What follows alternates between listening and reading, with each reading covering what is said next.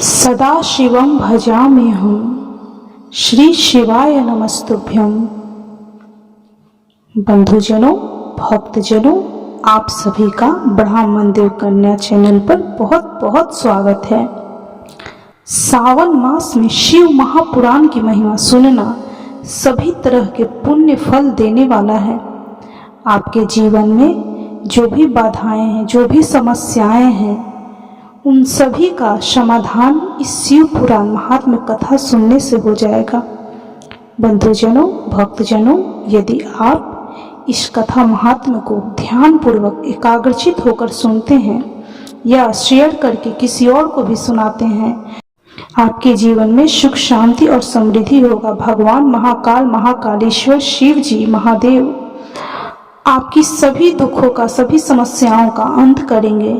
तो भक्तजनों, बंधुजनों, चलिए शिव महापुराण की कथा शुरू करते हैं। आज हम शिव महापुराण के श्री रुद्र संहिता चतुर्थ खंड के 6ठे अध्याय का श्रवण करेंगे। तो बोलिए ओम नमः शिवाय, ओम नमः शिवाय, ओम नमः शिवाय। ब्रह्मा जी बोले, नारद, इस प्रकार सभी अभीष्ट देवताओं से आशीर्वाद प्राप्त करके कुमार कार्तिकेय बहुत प्रसन्न हुए। उन्होंने सभी देवताओं का धन्यवाद व्यक्त किया। तत्पश्चात वे अपने सिंहासन पर जा बैठे। तभी वहां एक ब्राह्मण दौड़ता हुआ आया। उस ब्राह्मण ने आकर कार्तिकेय को प्रणाम किया और उनके चरण पकड़ लिए और बोला, हे स्वामी, मैं आपकी शरण में आया हूँ, मुझ पर कृपा करके मेरे कष्ट को दूर करें। तब कार्तिकेय ने उस ब्राह्मण को उठाया और आदरपूर्वक अपने पास बैठाकर उसके दुखी होने का कारण पूछा। तब वह ब्राह्मण बोला, हे भगवान, मैं अश्वमेघ यज्ञ कर रहा हूँ, परंतु आज मेरा घोड़ा अपने बंधनों को तोड़कर कहीं चला गया है। हे प्रभु, मुझ पर कृपा करें और मेरे घोड़े को यथाशीघ्र ढूंढ दें, अन्यथा मेरा यज्ञ भंग हो जाएगा। यह कहकर वह ब्राह्मण पुनः कार्तिकेय के चरणों को पकड़कर रोने गिड़गिड़ाने लगा। वह रोते रोते बोला, आप पूरे ब्रह्मांड के स्वामी हैं, आप सबकी सेवा करने को सदा तत्पर रहते हैं, आप सब देवताओं के स्वामी हैं और त्रिलोकीनाथ भगवान शिव के पुत्र हैं। इस प्रकार उस ब्राह्मण द्वारा की गई स्तुति को सुनकर कुमार कार्तिकेय बहुत प्रसन्न हुए। तब उन्होंने अपने वीर बलशाली प्रमुख गण वीर बाहु को बुलाकर उस घोड़े को जल्दी से जल्दी ढूंढ लाने की आज्ञा प्रदान की तथा यज्ञ को विधि विधान के अनुसार पूर्ण कराने के लिए कहा। तब वीर बाहु ने कार्तिकेय को प्रणाम किया और ब्राह्मण के घोड़े को ढूंढने के लिए निकल पड़े। उसने पृथ्वी लोक पर हर जगह उस घोड़े को ढूंढा। जिस व्यक्ति ने जो भी जानकारी दी उसके अनुसार वीर बाहु ने हर जगह उसकी तलाश की, परंतु वह असफल रहा। तब वह उस घोड़े की तलाश करने के लिए भगवान श्री हरि विष्णु लोक के धाम वैकुंठ धाम को गया। वहां जाकर वीर बाहु ने देखा कि एक घोड़े ने विष्णु लोक में बहुत आतंक मचा रखा है। विष्णु लोक में वह घोड़ा खूब उपद्रव कर रहा था। कुमार कार्तिकेय के उस गण वीर बाहु ने तुरंत उस घोड़े को बंधक बना लिया और उसे पकड़कर अपने स्वामी कार्तिकेय के पास ले आया। तब स्वामी कार्तिकेय ने पूरे संसार का भार लेकर उस घोड़े पर चढ़कर बैठ गए और उस घोड़े को पूरे त्रिलोक की परिक्रमा करने का आदेश प्रदान किया। वह अद्भुत घोड़ा एक ही पल में तीनों लोकों की परिक्रमा करके लौट आया। तब कुमार कार्तिकेय उस घोड़े से उतरकर पुनः अपने आसन पर बैठ गए। तब वह ब्राह्मण हाथ जोड़कर कार्तिकेय को धन्यवाद करने लगा और उनसे बोला कि प्रभु, आप यह घोड़ा मुझे सौंप दीजिए ताकि मैं अपना यज्ञ पूर्ण कर सकूं। तब कार्तिकेय मुस्कुराए और बोले कि हे ब्राह्मण, यह घोड़ा उत्तम है और यह वध के योग्य नहीं है, इसलिए आप इसे अपने साथ ले जाने के लिए न कहें। मैं आपको यज्ञ को पूर्ण होने का वरदान देता हूँ। मेरे आशीर्वाद से आपका यज्ञ अवश्य सफल होगा। ब्रह्मा जी बोले कि हे नारद, अपने पुत्र कार्तिकेय का अद्भुत पराक्रम देखकर भगवान शिव और देवी पार्वती बहुत प्रसन्न हुए। तब सब देवताओं सहित श्री हरि विष्णु और देवराज इंद्र और मैं भी बहुत हर्षित हुए और भगवान शिव से बोले कि हे देवाधिदेव, हे भगवान, आप तो सर्वेश्वर हैं, सर्वज्ञाता हैं। संसार की सब घटनाएं आपकी इच्छा से ही घटती है। आप तो जानते ही हैं कि ब्रह्मा जी द्वारा असुर राज तारकासुर को दिए गए वर के अनुसार शिव पुत्र ही उसका वध करने में सक्षम होगा, इसलिए ही कुमार कार्तिकेय का जन्म हुआ है। हे प्रभु, हम लोगों के कष्टों को दूर करके हमारे जीवन को सुखी करने के लिए आप अपने पुत्र कार्तिकेय को आज्ञा दीजिए कि वह तारकासुर का वध कर सके। यह कहकर सब देवता भगवान शिव की स्तुति करने लगे। तब भगवान शिव का हृदय हम सबकी प्रार्थना से द्रवित हो उठा। उन्होंने हमारी प्रार्थना को स्वीकार कर लिया और अपने पुत्र कुमार कार्तिकेय को देवताओं को सौंप दिया। तब भगवान शिव ने अपने पुत्र कार्तिकेय को यह आज्ञा दी कि देवताओं की विशाल सेना का नेतृत्व करें और देवताओं के दुखों और संकटों को दूर करने के लिए तारकासुर का वध करें। अपने पिता भगवान शिव की यह आज्ञा पाकर स्वामी कार्तिकेय बहुत प्रसन्न हुए। तब उन्होंने हाथ जोड़कर अपनी माता पार्वती और पिता महादेव जी को प्रणाम किया और कहा कि हे माता, हे पिता, आप मुझे विजयी होने का आशीर्वाद प्रदान करें।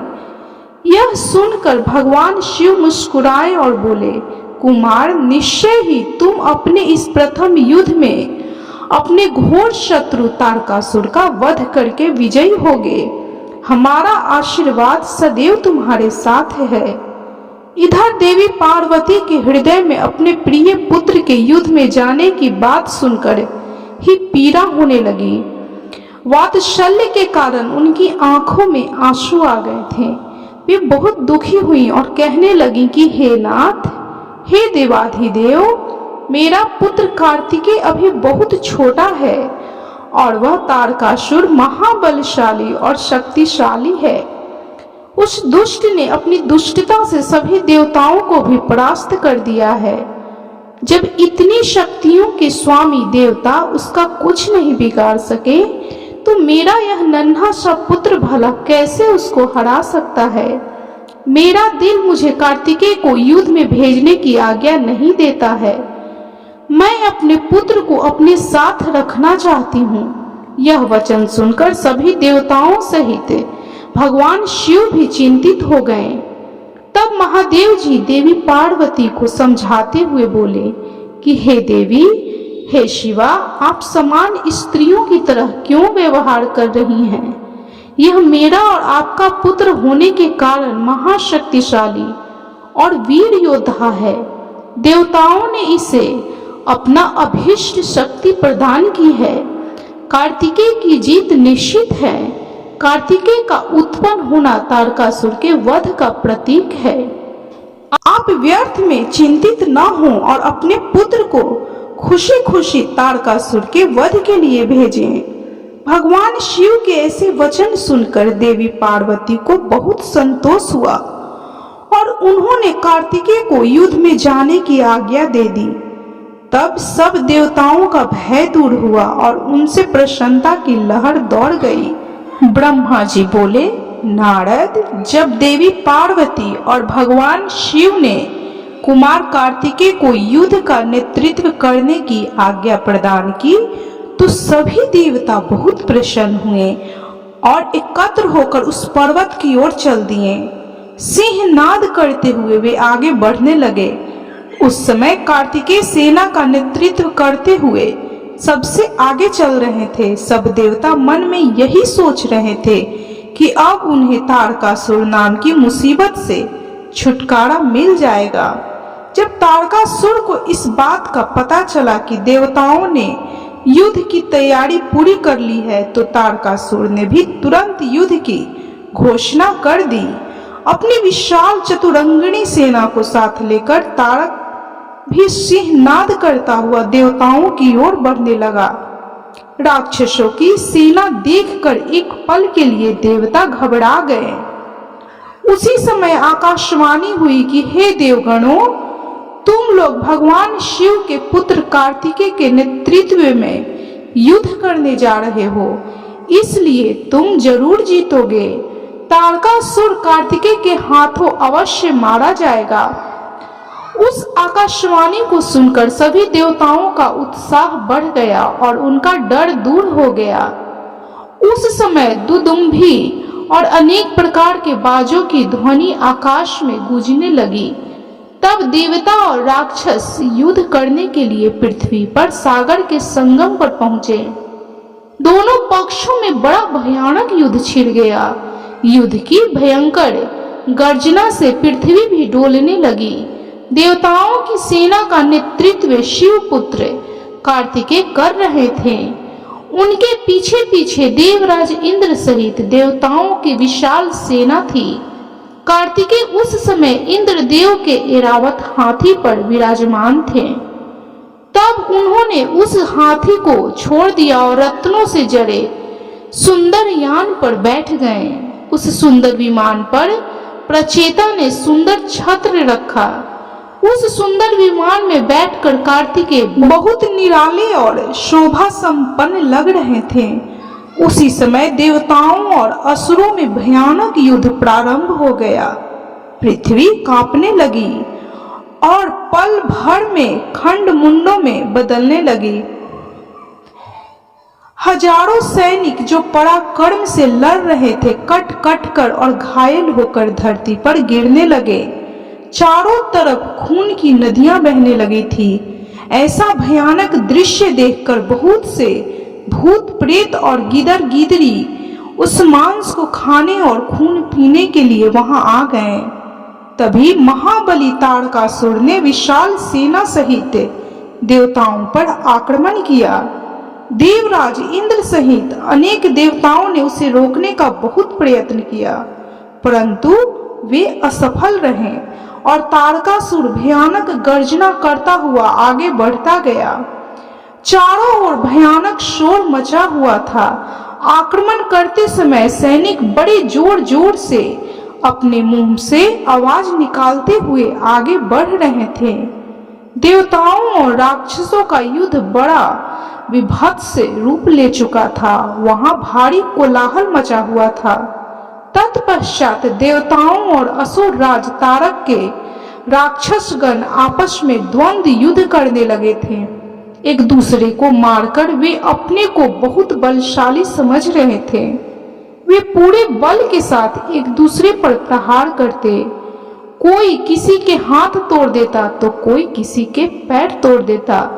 दोनों सेनाएं अपने को पराक्रमी समझ रही थी।